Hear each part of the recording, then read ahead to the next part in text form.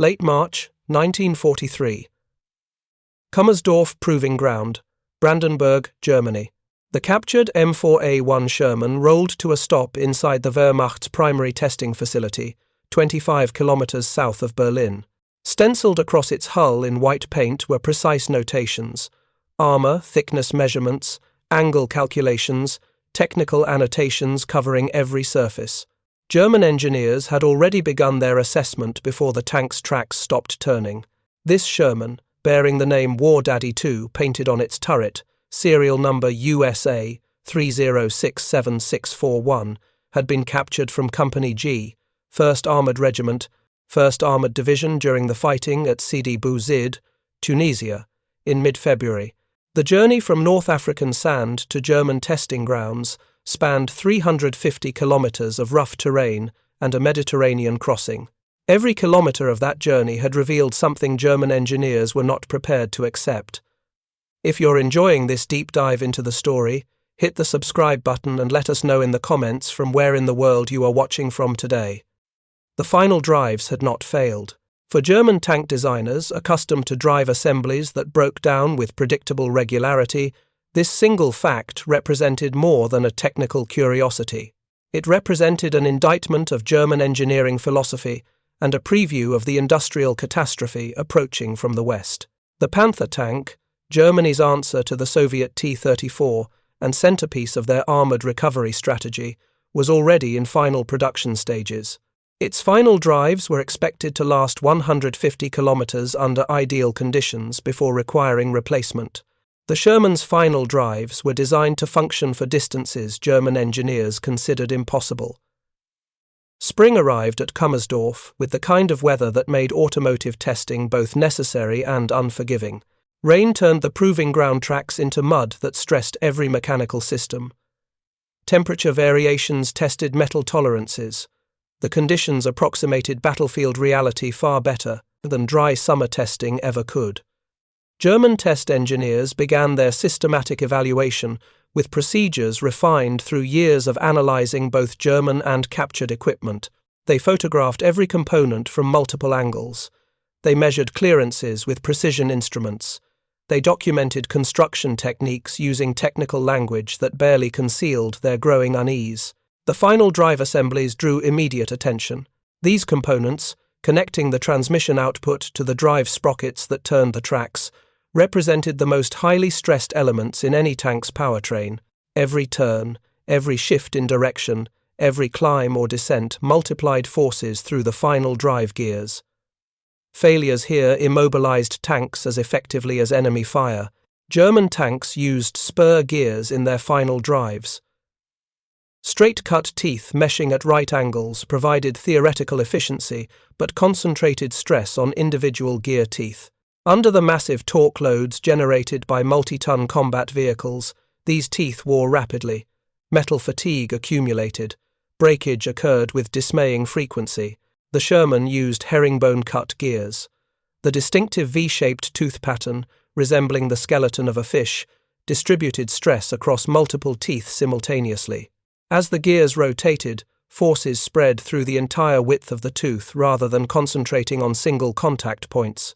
This design, standard in American automotive manufacturing since the 1930s, provided exceptional durability with minimal precision requirements in manufacturing.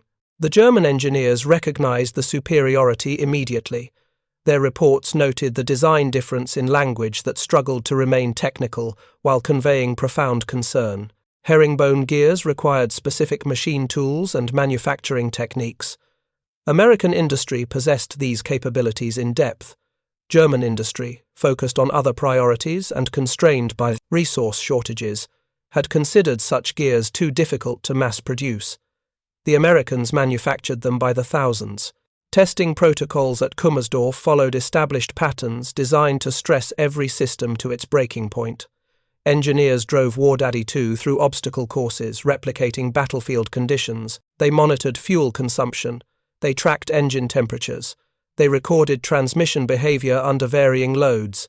After each trial, they partially disassembled the powertrain to examine wear patterns, searching for signs of stress, inadequate lubrication, or design weaknesses that would predict failure. The final drives showed minimal wear. By early May, after weeks of continuous testing, the Sherman had covered distances that would have required multiple final drive replacements on German tanks. The herringbone gears showed polishing consistent with normal operation, but no significant tooth damage. The bearing surfaces remained within acceptable tolerances. The housings showed no signs of the flexing that plagued German designs, where inadequate structural rigidity allowed components to shift under load, accelerating wear and causing premature failure. German test reports documented these findings with scientific precision. They noted the Sherman final drive gear ratio of 2.84 to 1. They measured the robust construction of the differential housing. They examined the shaft assemblies and found them properly sized for the loads they carried. Every measurement confirmed what battlefield reports from North Africa had suggested. American automotive engineering had solved problems German designers did not realize they needed to address. The comparison became unavoidable when Panther prototypes arrived at Kummersdorf for their own testing program. The Panther represented Germany's most advanced tank design, incorporating lessons learned from encountering Soviet T-34 seconds on the Eastern Front.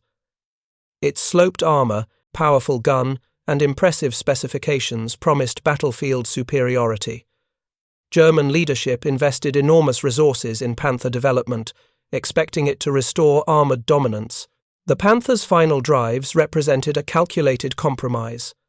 The original design specifications called for planetary gearing similar to the Tiger tank, which offered superior durability and load distribution. However, manufacturing planetary gear systems required specialized machine tools Germany lacked in sufficient quantities.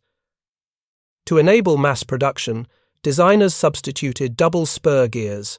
These simplified components could be manufactured using existing equipment by less skilled workers. The substitution reduced manufacturing complexity at the cost of durability. The double spur final drives concentrated stress loads that the heavier Panther tank generated through its 45-ton weight and 700 horsepower engine. Under combat conditions, with inexperienced crews making aggressive steering movements, the final drives failed with alarming frequency. Initial field reports from Panther units deployed to Kursk in July of 1943 confirmed the testing results from Kummersdorf. Final drives broke down after minimal distances. Some units reported failures after as little as 100 kilometers.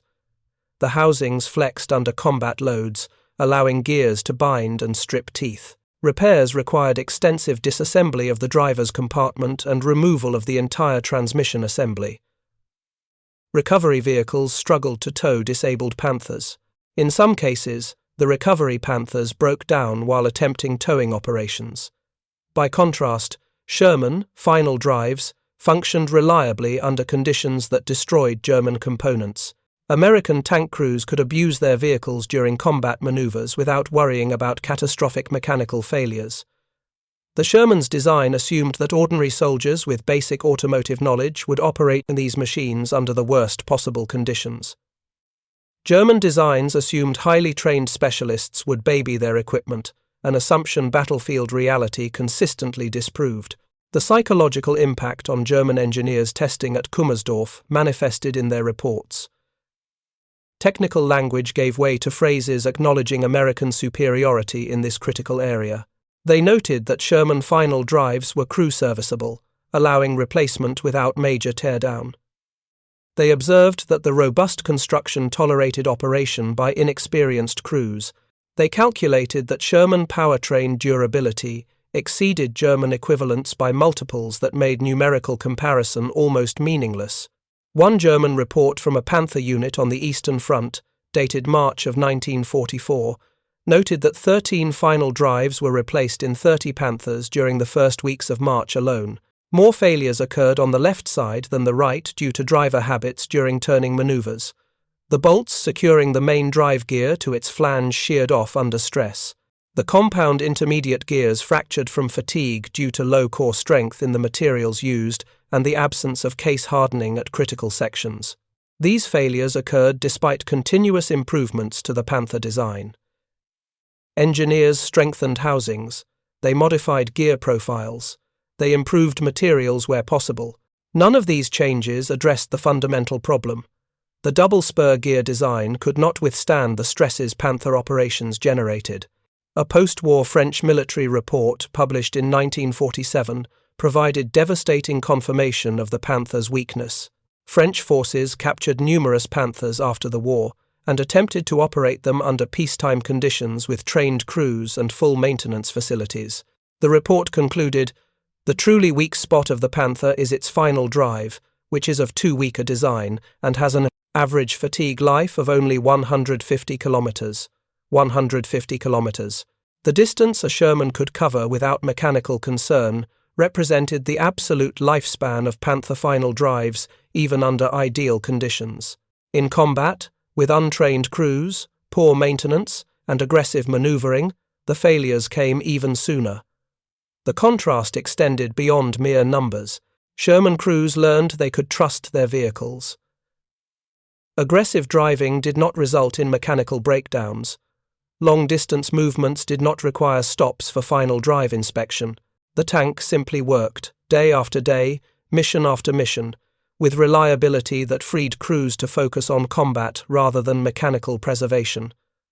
Panther crews learned to baby their vehicles. Experienced drivers avoided sharp turns in reverse, knowing the final drives could not tolerate the stress.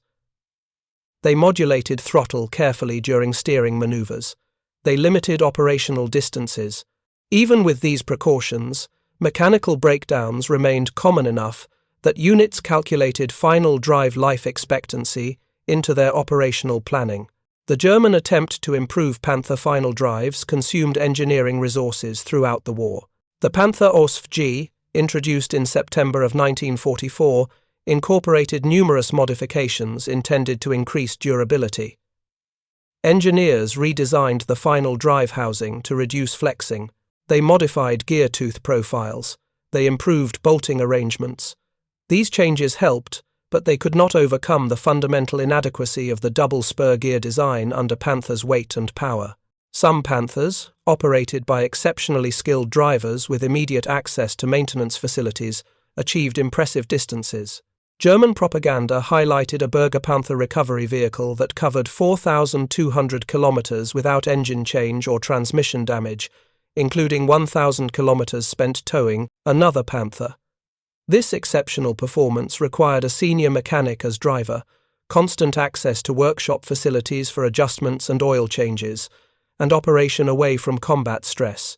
This outlier proved the rule rather than challenging it. 99% of Panther crews lacked senior mechanic drivers. They operated under combat conditions without continuous access to workshops. They faced enemy fire that forced aggressive maneuvering the final drives could not tolerate. For them, 150 kilometers represented not a minimum, but an optimistic maximum before mechanical failure immobilized their technically superior tank. The Americans, meanwhile, produced Sherman tanks with final drives that functioned reliably for thousands of kilometers. The same basic design served throughout the war and into the post-war period without fundamental changes. The simplicity that German engineers initially dismissed as primitive proved far more valuable than the theoretical sophistication German designs pursued.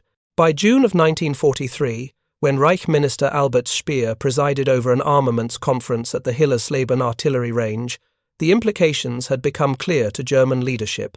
The demonstration program included hill-climbing trials comparing German and captured Allied tanks. War Daddy 2 participated alongside the latest German designs, including a Panther Ausf-D fresh from production and a Ferdinand tank destroyer, representing Germany's most advanced armored fighting vehicle technology. The Sherman climbed the test slope smoothly. Its 5-speed synchronized transmission shifted without hesitation. The engine maintained consistent power delivery. The final drives transferred torque efficiently to the tracks without complaint. The demonstration emphasized ease of operation that would become the Sherman's hallmark among its crews. The Panther followed, its more powerful Maybach engine allowing it to match the Sherman's performance, but only with considerably more difficulty. The driver handled the controls carefully, aware that aggressive operation could damage the final drives. The Ferdinand, massively heavy at 65 tons, and equipped with an electrically driven transmission system, stalled partway up the incline. Recovery crews struggled to restart the vehicle, the embarrassing failure occurring before dozens of senior officers and industrial leaders. Speer watched these demonstrations, understanding their strategic implications. Germany's most sophisticated tank designs performed marginally better than, or worse than, a mass-produced American tank that Allied industry manufactured by the thousands. The reliability gap extended beyond final drives to every aspect of automotive performance, but the final drives crystallized the problem in a single, measurable failure mode. German industry lacked the capacity to retool Panther production around more robust final drive designs, while simultaneously fighting a losing war on multiple fronts. The specialized machine tools required for planetary gearing remained unavailable in sufficient quantities. American industry had built such capabilities into its civilian automotive sector over decades of commercial competition and extended those mature principles to military production with remarkable success. The captured Sherman at Kummersdorf, wearing its American star alongside German test markings, told the entire story through its continuing mechanical function. Every test it completed without final drive failure provided evidence that German tank design had prioritized specifications over reliability. Every kilometer it drove demonstrated that American automotive engineering had created solutions. German industry could not match within wartime constraints. Soviet forces, receiving thousands of Sherman tanks through Lend-Lease, conducted their own reliability assessments. The Red Army's 6th Guards Tank Army determined Sherman M4A2 tanks had a lifespan of 2,000 to 2,500 kilometers or 250 to 300 hours before requiring major maintenance. This matched the T-34's endurance and far exceeded anything German tanks achieved. The contrast became even more striking when examining German reports from Normandy in June of 1944. General Heinz Guderian reported that Panther motor lifespan had increased to 1,400 to 1,500 kilometers through continuous improvements. However, he noted, the lifespan of the Panther's motors is significantly higher than the Panther's final drives. A solution to the final drive problem is urgently needed. The solution never came. German industry, collapsing under strategic bombing and resource exhaustion, could not implement the fundamental redesign required. Panthers continued entering service with final drives that frequently failed before their engines required overhaul. Combat units learned to carry spare final drive assemblies and developed procedures for rapid field replacement, though the job that took an hour on a Sherman required an entire day on a Panther. Post-war analysis by British and American intelligence organizations confirmed what German testing at Kummersdorf had revealed. Systematic examination of destroyed German tanks found mechanical failures as common as combat damage as causes of loss. Final drives broken from stress, transmissions seized from inadequate lubrication or operator error, engines burned out from overheating or oil starvation. The German obsession with individual vehicle superiority and impressive specifications had blinded them to the critical importance of reliability and maintainability. They built tanks that no conscript mechanic could maintain without extensive specialized training, powered by engines that demanded constant expert attention, supported by a logistics system that collapsed under the strain of supplying countless unique parts to scattered units. The lessons learned through testing at Kummersdorf directly influenced German tank design thinking in the post-war Bundeswehr of West Germany. When the Federal Republic began developing the Leopard 1 main battle tank in the 1950s, designers consciously emphasized reliability and maintainability over pure performance specifications. They studied American automotive engineering principles and deliberately applied them to military vehicle development. The resulting Leopard 1 tank incorporated many design philosophies that had made the Sherman successful. Robust powertrain with substantial design margins, easy maintenance requiring minimal specialized tools, standardized components enabling rapid field repairs. The Leopard 1 became one of the most successful tank designs of the Cold War era, serving with numerous armies and remaining in production for decades. War Daddy 2, that single Sherman tank captured in Tunisia and tested exhaustively at Kummersdorf for months, represented far more than enemy equipment brought home for technical examination. It provided tangible proof that industrial maturity and sound engineering principles, based on practical experience, mattered more than theoretical technical innovation pursued without regard to manufacturing reality. The final drives told the most important part of this story. If you find this story engaging, please take a moment to subscribe and enable notifications. It helps us continue producing in-depth content like this. German engineers could measure their failure with scientific precision. 150 kilometers average lifespan for Panther final drives under the best conditions. Multiple thousands of kilometers for Sherman final drives under the worst conditions. The ratio of 3-to-1 suggested in some German reports was actually conservative when accounting for battlefield conditions and crew experience levels. This disparity influenced not just tactical armored warfare, but fundamentally shaped broader understanding of military industrial capacity and its decisive role in modern conflict. Germany entered World War II with technical advantages in many weapons systems, possessing scientific knowledge and engineering expertise that exceeded most opponents. However, Germany lacked the industrial depth and manufacturing sophistication to maintain those advantages through sustained mass production while simultaneously fighting enemies on multiple fronts. The United States entered the war with weapons less technically sophisticated in many respects, but possessed industrial capacity to manufacture them in overwhelming quantities, while continuously improving quality, reliability, and performance based on combat feedback.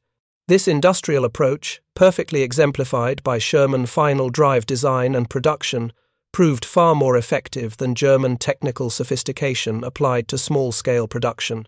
American factories produced 49,000 Sherman tanks during the war. German factories produced approximately 6,000 Panther tanks. The numerical disparity was compounded by the reliability disparity. Sherman units typically maintained 70 to 80% operational readiness. Panther units struggled to keep 40% of their tanks functional. A Sherman battalion with 60 operational tanks out of 75 authorized represented more combat power than a Panther battalion with 30 operational tanks out of 75 authorized. The mathematics were simple and brutally clear when examined objectively. A Sherman with a 75mm gun that reliably reached the battlefield and fought effectively was infinitely more valuable than a Panther with a superior gun that broke down before engaging the enemy. A tank battalion with 80% of its vehicles operational could execute missions that a battalion with 40% operational vehicles simply could not attempt. Reliability was not a convenience factor or secondary consideration. It was the foundation of operational effectiveness, determining whether armored units could execute their assigned missions. German tanks consistently failed this fundamental test throughout the war. American tanks consistently passed it. Kummersdorf testing had proven this beyond reasonable doubt by mid-1943, even as German commanders continued deploying Panthers that looked fearsome and possessed impressive specifications. The final drives remained a fatal weakness. Experienced crews learned to work around the problem through careful driving and constant maintenance. New crews, increasingly common as the war progressed and training time decreased, broke their tanks through normal operation. The strategic implications rippled through German armored operations in every theater. Planned offensive movements required calculating not just fuel requirements and ammunition loads, but spare final drive availability. Defensive positions had to account for the percentage of tanks that would be immobile due to mechanical failure rather than enemy action. Retreat operations lost tanks not to enemy pursuit but to final drive failures during withdrawal movements. By early 1945, as Allied forces pushed into Germany from east and west, photographs showed abandoned Panthers scattered across the countryside. Some bore combat damage, many showed no signs of enemy fire. They simply sat immobile, victims of the final drive failures that had plagued the design since its rushed introduction at Kursk in July of 1943. Sherman tanks, meanwhile, continued functioning. Units that landed in Normandy in June of 1944 fought their way across France, through Belgium, into Germany, with original tanks still operational after thousands of kilometers. Maintenance crews replaced worn tracks, serviced engines, repaired battle damage. The final drives kept working, transferring power from engine to tracks without the failures that defined German experience. The technical reports written by German engineers at Kummersdorf in 1943 documented this reality in precise language. They measured gear tooth wear patterns. They calculated stress loads. They tested components to failure. Their conclusions, buried in bureaucratic files as Germany's military situation deteriorated, confirmed what battlefield experience would prove repeatedly. American final drive design exceeded German capabilities by margins that tactical skill could not overcome. The Sherman's herringbone-cut gears, dismissed by some German engineers as evidence of American industrial crudeness when first examined, represented sophisticated understanding of how to translate automotive engineering principles into combat vehicle design. The gears worked because American engineers understood that reliability under abuse mattered more than theoretical efficiency under ideal conditions. German final drives, designed for precision operation by skilled crews with immediate maintenance support, failed because battlefield reality never matched design assumptions. The double spur gears that enabled mass production carried stress concentrations that led to rapid failure. The housings that simplified manufacturing flexed under combat loads, accelerating wear. The entire assembly reflected optimization for production rather than function, a compromise that saved manufacturing complexity while guaranteeing field failures. The captured Sherman at Kummersdorf demonstrated the alternative approach. Every component reflected design margins that tolerated abuse. The final drive housings were robust enough to prevent flexing. The herringbone gears distributed stress broadly enough to handle operator errors. The assembly could be serviced by tank crews with basic tools. The entire powertrain embodied principles that American industry had refined through decades of producing civilian vehicles that customers demanded work reliably without expert maintenance. This fundamental difference in design philosophy extended beyond final drives to every aspect of tank design, but the final drives provided the clearest measurement. German engineers could test them scientifically. They could document failures precisely. They could calculate lifespan mathematically. The numbers told a story German leadership did not want to hear. American industrial capability had produced a tank more reliable than anything German engineering could create within wartime constraints. The Sherman did not win World War II through technical superiority in firepower or armor protection. It won through industrial superiority, expressed as mechanical reliability, consistent availability, and ease of maintenance. German engineers at Kummersdorf understood this by mid-1943 based on their exhaustive testing. They wrote detailed reports documenting their findings. They tested the evidence repeatedly with scientific rigor. They reached correct conclusions about American advantages. Understanding a problem and solving it are fundamentally different challenges. German industry lacked capacity to retool production around reliability principles, while simultaneously fighting a losing war on multiple fronts against enemies with superior resources. American industry had built reliability into its civilian automotive sector over decades of commercial competition, and extended those mature principles to military production with remarkable success. Every final drive failure in a Panther tank validated the lessons learned from testing War Daddy 2. Every Sherman that completed its mission, despite abuse from inexperienced crews, proved that American engineers had solved problems their German counterparts understood but could not address. The gap of 3-to-1 in final drive lifespan represented not just technical difference, but industrial maturity that decades of preparation had created. The story ended not with dramatic battlefield confrontations, but with accounting that told the war's real narrative. American factories outproduced German factories in every measurable category. Sherman tanks outnumbered Panthers by nearly 8-to-1 in production numbers. Operational availability multiplied that advantage further.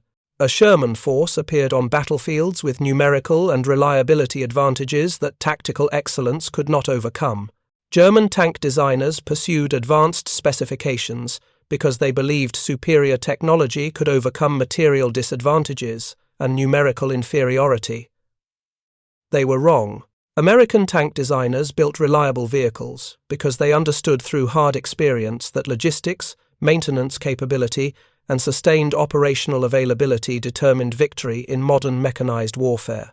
They were right, and their approach proved decisive. The final drives crystallized this truth in a single measurable component: 150 kilometers for Panthers versus multiple thousands for Shermans under comparable conditions. 3-to-1 advantage that grew worse when accounting for field repairs, crew training, and combat stress. The numbers documented an industrial gap that Germany could not bridge through engineering brilliance or tactical skill.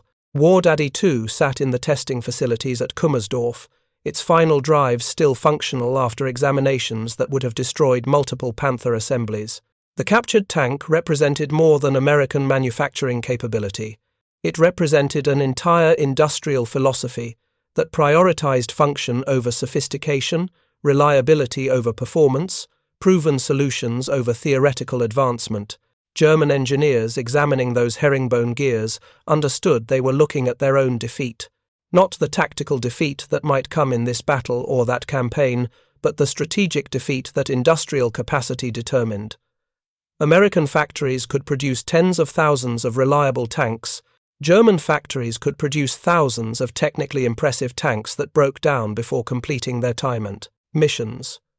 The mathematics were inescapable. The testing proved them beyond doubt. The final drives told the story completely. American industrial maturity had created weapons that worked. German industrial limitations had created weapons that failed.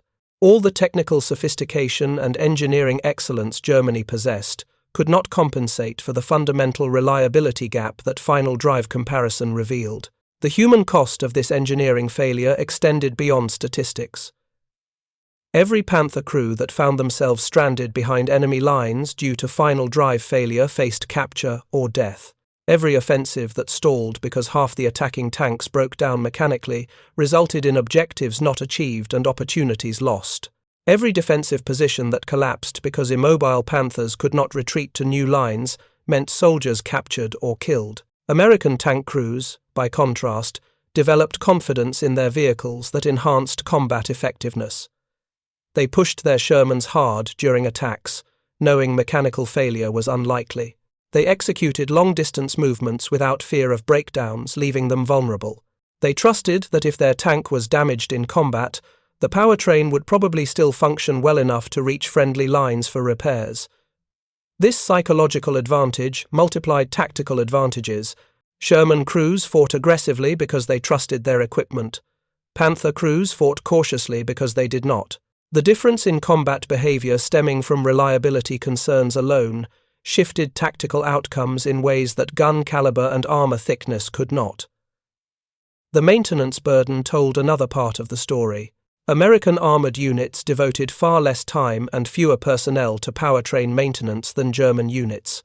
A Sherman battalion could sustain operations longer between maintenance stand-downs. Recovery vehicles spent less time retrieving mechanically failed tanks and more time recovering battle-damaged vehicles that could be repaired and returned to service. German armored units operated on a continuous maintenance crisis. Skilled mechanics became more valuable than replacement crews because keeping existing tanks running mattered more than having soldiers to operate them. Workshop facilities overflowed with Panthers awaiting final drive replacement or major overhaul. The accumulation of immobile tanks in rear areas represented combat power that existed on paper but never reached battlefields. By late 1944, as German industrial production collapsed under Allied bombing and resource shortages, spare parts became scarce. Final drive assemblies that previously took days to replace now took weeks as units waited for components. Some Panthers were cannibalized to keep others running. Entire tank battalions sat immobile, not from enemy action but from lack of spare parts for known failure points. Sherman units, supplied by American industrial output that seemed limitless by comparison, rarely faced critical parts shortages. When components wore out, replacements arrived through logistics chains that functioned efficiently despite operating across oceans and continents. The industrial base that created reliable final drives also created the supply system to support them in the field. The final accounting came after the war ended, when historians and engineers could examine the complete picture. Panther tank production never matched projections because final drive failures in testing and early production delayed deployment. Operational Panther battalions never achieved authorized strength because mechanical failures kept significant percentages of tanks immobile. Combat effectiveness of Panther units never reached theoretical potential because the magnificent gun and armor meant nothing when final drives broke before reaching engagement ranges. Sherman production exceeded all projections. Operational Sherman battalions regularly exceeded authorized strength through efficient maintenance and rapid repairs. Combat effectiveness of Sherman units consistently met or exceeded expectations because reliable powertrains delivered firepower to wherever it was needed, when it was needed. The captured Sherman at Kummersdorf had proven all of this through simple automotive testing in spring and summer of 1943. German engineers documented the evidence. German leadership read the reports. German industry could not implement the solutions those reports implied. The final drive gap became permanent, a technical deficiency that contributed to strategic defeat as surely as any battle lost or campaign failed. War Daddy 2 eventually disappeared from records, its fate after testing unknown. Perhaps it was destroyed in the war's final chaos. Perhaps it was captured again, this time by advancing Allied forces. Perhaps it sits in some forgotten storage facility, its herringbone gears still capable of function if someone provided fuel and oil. The specific tank matters less than what it represented during those crucial months at Kummersdorf. One American tank, captured by chance during the fighting in Tunisia, tested by the most capable German engineers at the Wehrmacht's primary proving ground, revealed truths about industrial capacity and design philosophy that shaped the war's outcome. The final drives that did not fail when German engineers expected failure became proof that American automotive engineering had created solutions Germany could not match. 3 times the durability, 3 times the reliability. The difference between victory and defeat measured in herringbone-cut gears that distributed stress, while German spur gears concentrated it. The lessons endured beyond the war. Modern tank design worldwide reflects principles proven by Sherman final drives. Reliability receives equal weight with performance. Manufacturing feasibility influences design choices from the beginning. Maintenance requirements shape component selection. The American approach, validated at Kummersdorf in 1943, became global standard practice in armored vehicle development. The German approach, pursuing maximum performance through complex designs that required perfect manufacturing and skilled operation, became cautionary example, taught in engineering schools. Students learn how the Panther's magnificent gun and armor were undermined by final drives that failed after 150 kilometers. They study how theoretical superiority means nothing when reliability fails. They examine how industrial limitations constrain design choices, regardless of engineering brilliance. Thank you for watching. For more detailed historical breakdowns, check out the other videos on your screen now, and don't forget to subscribe.